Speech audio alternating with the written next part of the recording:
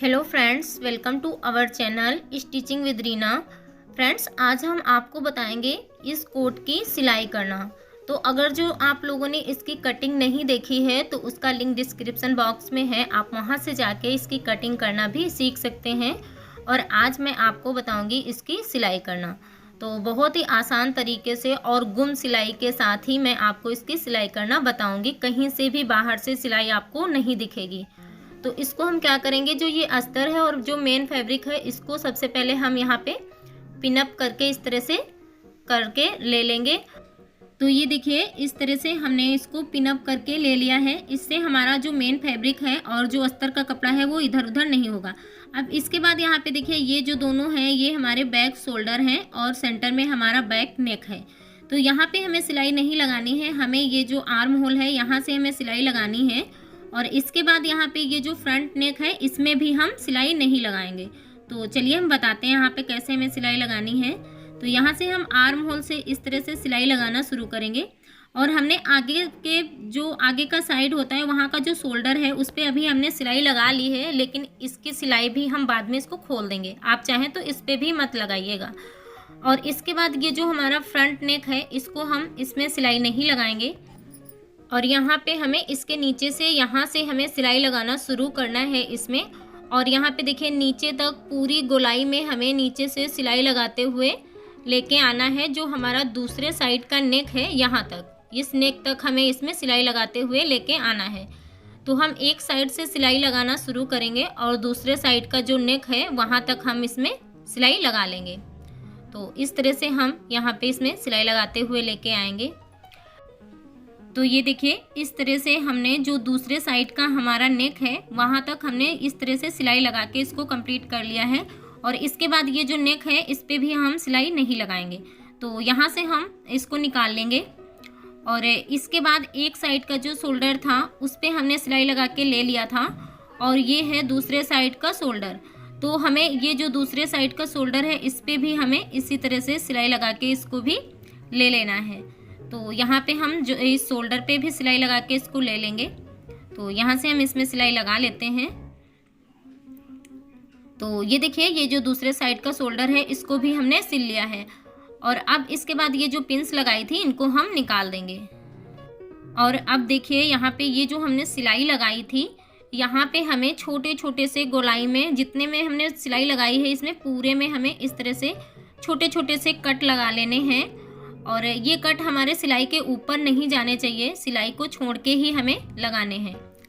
ये देखिए, arm hole में भी हमें ऐसे ही कट लगा लेने हैं। इससे क्या होगा, जब हम इसको पलटेंगे तो ये बहुत ही फिनिशिंग के साथ पलट के रेडी होगा।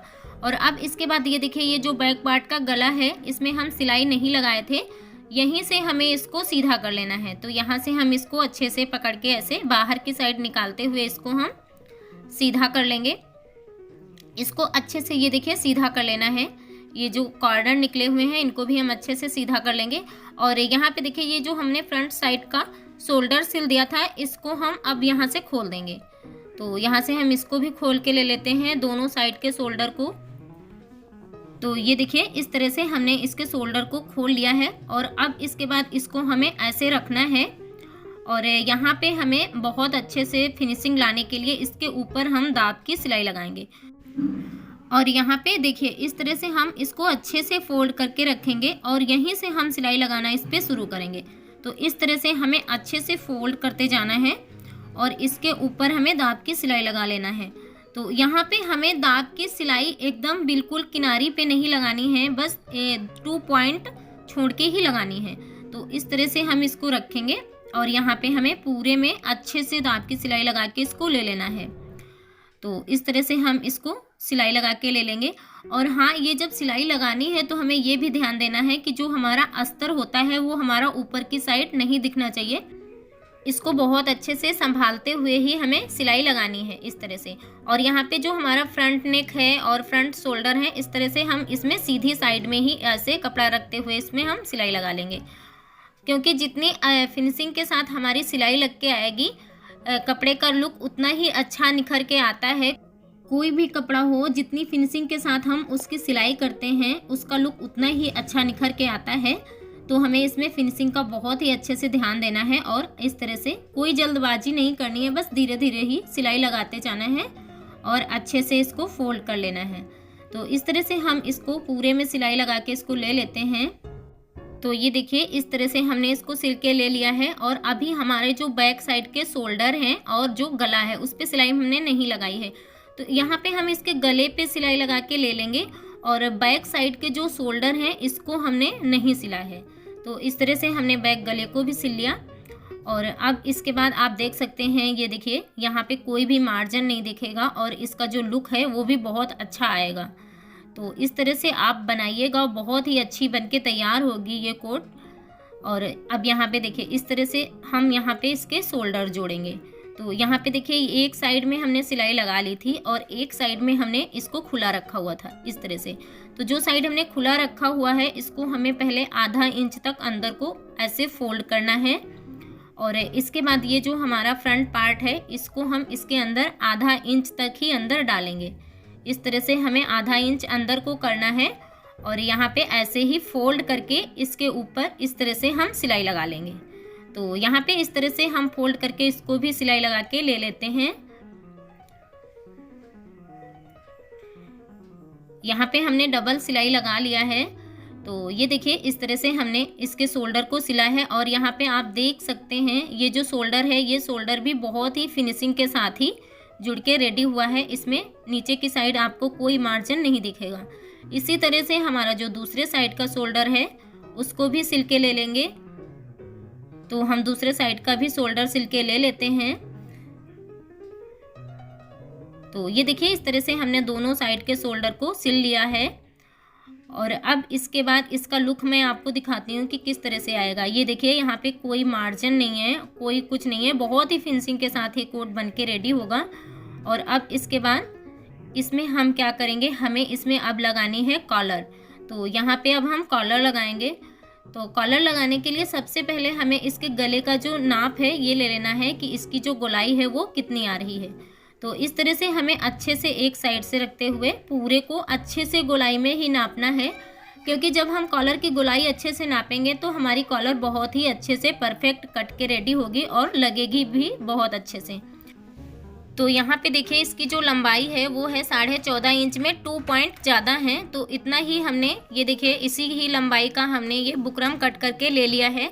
और जो बुकरम की हमने चौड़ाई रखी है वो रखी है हमने 1 इंच चौड़ा हमने बुकरम लिया है और इसको हम यहाँ से इस तरह से फोल्ड कर लेंगे और आगे की साइड जो हम गोलाई देते हैं यहाँ पे इस तरह से हम गोलाई इसमें कट कर लेंगे। और इसके बाद हमने ये कपड़ा लिया है, इसको हमें एक साइड से इस तरह से रख के यहाँ पे कपड़े को फोल्ड करके ले लेना है। तो यहाँ पे मैं कॉलर लगाना थोड़ा सा फास्ट में बता रही हूँ और यहाँ पे इस तरह से इसको रख के हम यहाँ पे सिलाई लगाएंगे पहले कपड़े को फोल्ड करके।